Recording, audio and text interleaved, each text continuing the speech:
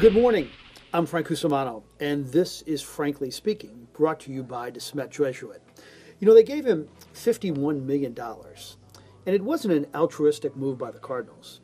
It was an opportunistic move by the Cardinals. They wanted to make sure that they didn't lose him to free agency or they didn't go to arbitration.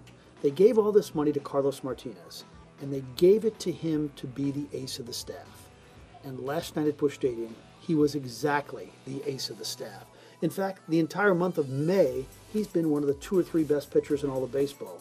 And when you look at the season stats and you see that Carlos Martinez has 2 more strikeouts than Clayton Kershaw, well, that's a good thing. Anytime you're ahead of Clayton Kershaw in any pitching category, that's a really, really good thing.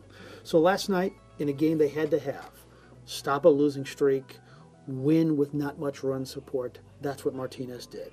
He is your ace. That's why you gave him $51 million.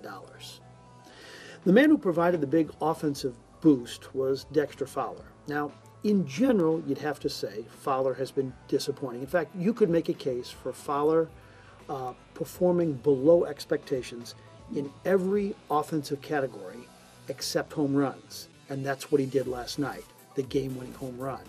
He's actually on pace for 23 homers.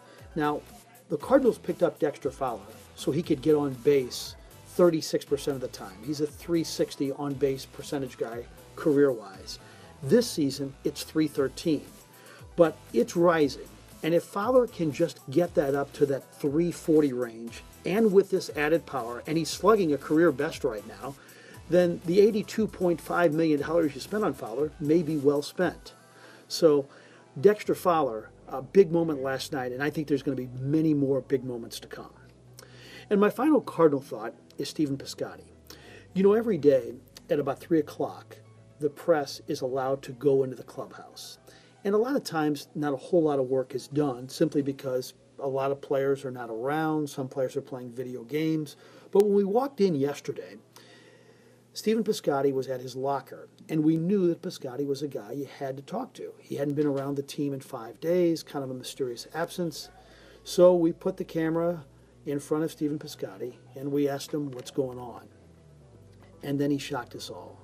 He horrified us all when he told us the story of his lovely mother, Gretchen, now having to deal with ALS.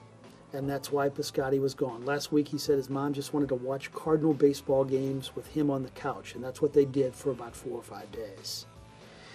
Stephen Piscotty is a terrific young man who loves his mother to death. In fact, he told me in spring training about 3 or 4 months ago that he actually still stays in his parents' home in the off season because he has a great relationship with them, because the rent in San Francisco is so high, and he just likes being around mom and dad. And I think, you know, with what his mom has to deal with now, Stephen Piscotty wants to bring a little joy in her life. And I think Stephen Piscotty is going to play the best baseball of his career right now. Now, granted, it's secondary with the Piscotty family having to deal with this horrible disease.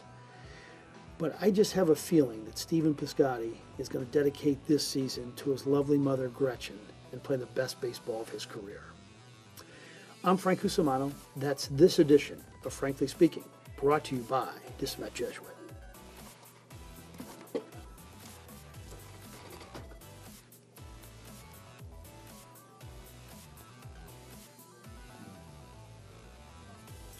Okay.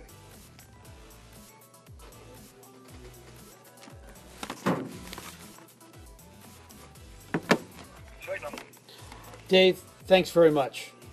Okay, Frank. Really appreciate it. Well, nice job. I enjoyed it. Thank you, sir. Bye-bye. Okay, bye. Can you do